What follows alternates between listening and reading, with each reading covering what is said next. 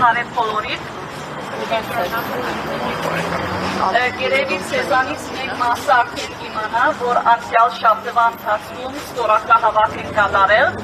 Ընդամենը այս պահին 3500 ստորագրությունից ավել անցել է։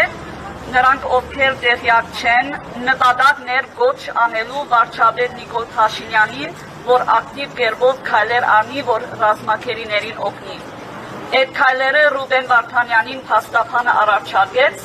Նրանք քայլեր են, որ հույսով ենք բոլոր ռազմաքերիներին եւ քաղաքապետարներին կողմի, որ դու վերադառնան։ Պահանջները հետեւյալն են. նրանց ազատ արձակումը քերխնդիր հռչակել, նրանց ազատ արձակումին շուրջ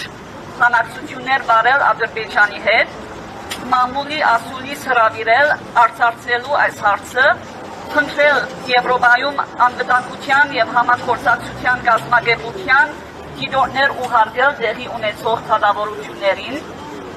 խնդրել Բաքվում դեսպանատներ ունեցող ՀՀ բարեկամ պետություններին գիտորդներ ուղարկել դատավորության լիստերին, աջակցություն հայցել Միացյալ Նահանգներից, Ֆրանսիայից եւ Եվրոպական միությունից, շարունակել Ադրբեջանի նկատմամբ հարուցված դատական գործերը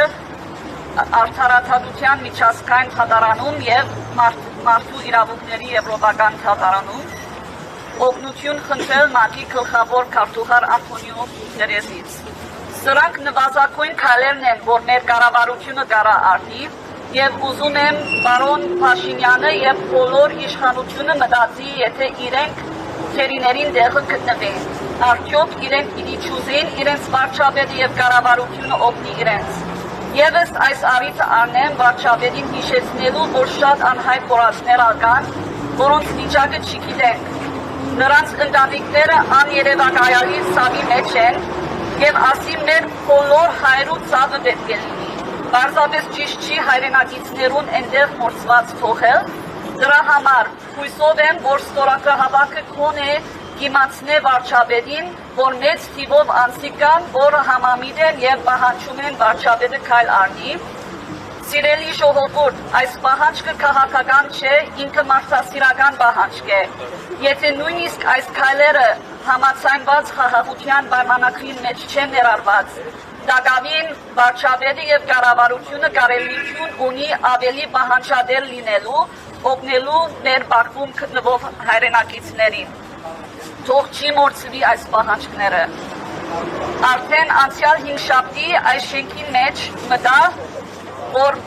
պաշտոնապես հանձնեմ ստորագրահավաքը իբրև թիմում, ինչպես ասել է 3500 հասավ ստորագրահավաքը,